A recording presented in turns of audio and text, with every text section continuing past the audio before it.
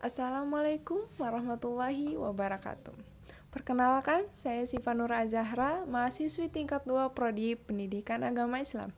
Video ini saya buat untuk tugas individu filsafat ilmu, akan membahas tentang nalar manusia. Apa sih nalar itu? Menurut KBBI, nalar itu adalah pertimbangan tentang baik, buruk, dan sebagainya, atau akal budi. Atau setiap keputusan harus didasarkan nalar yang sehat, atau aktivitas yang memungkinkan seorang berpikir logis, jangkauan berpikir, kekuatan berpikir. Nah, itu menurut KBBI. Kalau menurut ahli kata Surya Sumantri pada 2001, penalaran adalah suatu aktivitas berpikir dalam pengambilan suatu simpulan yang berupa pengetahuan.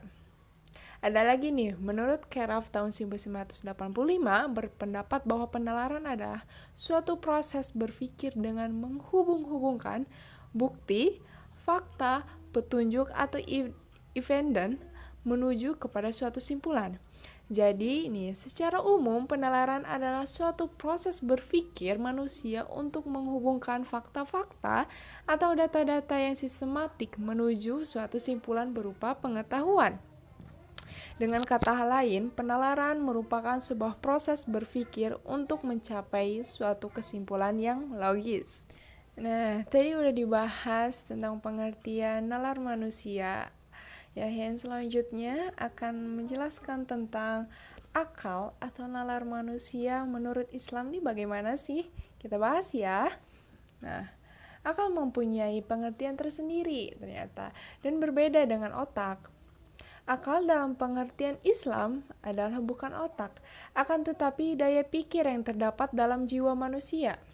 Menurut T.M. Usman El-Muhammadi dalam bukunya Ilmu Ketuhanan yang Maha Esa mengatakan bahwa akal itu dalam bahasa Arab seperti ikatan antara pikiran al-fakir, perasaan al-wujudan, dan al-iradah.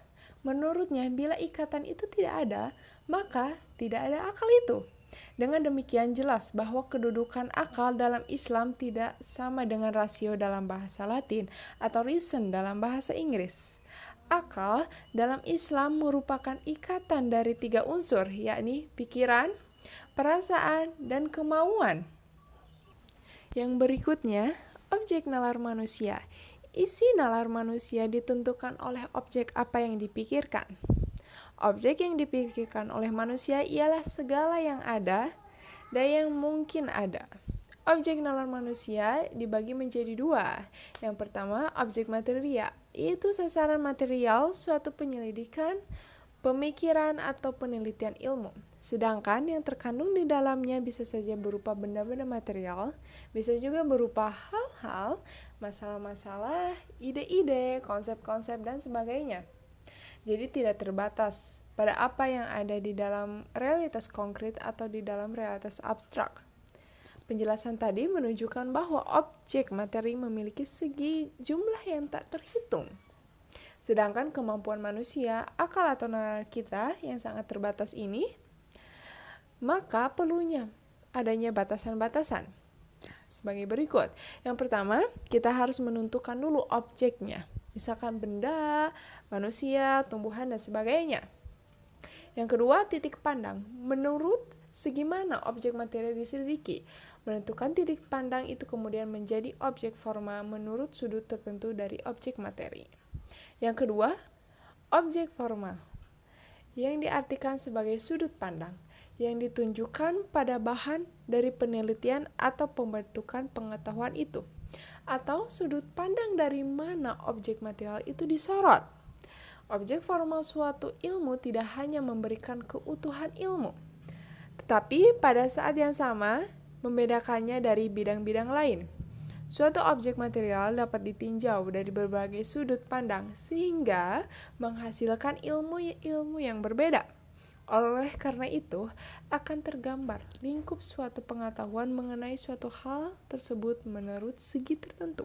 Misalnya, kita menentukan dulu objeknya, misalkan pohon kelapa. Terus kita menentukan objek formanya atau sudut pandangnya ingin meneliti dari segi mana. Nah, kita ingin meneliti dari segi bagian-bagian pohon kelapanya akan menghasilkan ilmu anatomi tumbuhan. Kalau kita lihatnya dari pemanfaatan buahnya akan menghasilkan ilmu misalnya tentang obat alami atau segi dari pangan dan sebagainya. Yang selanjutnya ada ruang lingkup nalar. Ruang lingkup nalar manusia terutama diarahkan pada komponen-komponen yang menjadi tiang penyangga bagi eksistensi ilmu, yaitu yang pertama ada ontologi atau hakikat adalah kenyataan yang sebenarnya. Keadaan yang sebenarnya bukan keadaan sementara atau keadaan yang menipu. Yang kedua, ada epistemologi, membicarakan sumber pengetahuan dan bagaimana cara memperoleh pengetahuan. Yang ketiga, ada aksiologi, membicarakan tentang tujuan ilmu pengetahuan itu sendiri dan bagaimana manusia menggunakan ilmu tersebut. Jadi, hakikat yang ingin dicapai aksiologi adalah hakikat manfaat yang terdapat dalam suatu pengetahuan. Berikutnya ada ciri-ciri nalar manusia. Ciri nalar manusia menggunakan nalar dalam kehidupan sehari-hari untuk mengembangkan pengetahuannya sebagai suatu kegiatan berpikir dan penalaran. Penalaran mempunyai ciri-ciri tertentu yaitu yang pertama logis, yang kedua analis, yang ketiga rasional. Yang selanjutnya ada kedudukan nalar manusia dalam Islam. Akal memiliki posisi yang sangat mulia.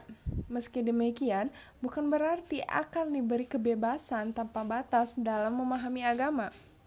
Islam memiliki aturan untuk menetapkan akal sebagaimana mestinya. Bagaimanapun, akal yang sehat akan selalu cocok dengan syariat Allah Subhanahu wa taala dalam permasalahan apapun. Akal dalam Islam mendapat kedudukan yang tinggi dan Allah meninggikan derajat orang-orang yang menggunakan akalnya untuk menuntut ilmu. Riwayat di atas menunjukkan bahwa akal adalah makhluk ciptaan Allah yang mampu menunjukkan kebenaran dan kebatilan. Yang terakhir, ada manfaat mempelajari filsafat ilmu. Yang pertama, filsafat ilmu bermanfaat untuk membangun diri kita sendiri dengan berpikir secara radikal atau berpikir secara mendalam sampai akar-akarnya. Dan kita memahami dan menyadari keadaan kita. Yang kedua, filsafat ilmu ini memberikan kebiasaan dan kebijaksanaan untuk memandang dan memecahkan persoalan-persoalan dalam kehidupan sehari-hari. Orang yang hidup secara dangkal saja tidak mudah melihat persoalan-persoalan, apalagi melihat cara pemecahannya bagaimana. Yang ketiga, filsafat ilmu ini memberikan petunjuk dengan metode pemikiran reflektif dan penelitian penalaran supaya manusia dapat menyerasikan antara logika, rasio, pengalaman, dan agama dalam usaha mereka dalam pemenuhan kebutuhannya untuk mencapai kehidupan yang sejahtera. Nah, udah sampai akhir video tentang nalar manusia, semoga bermanfaat. Wassalamualaikum warahmatullahi wabarakatuh.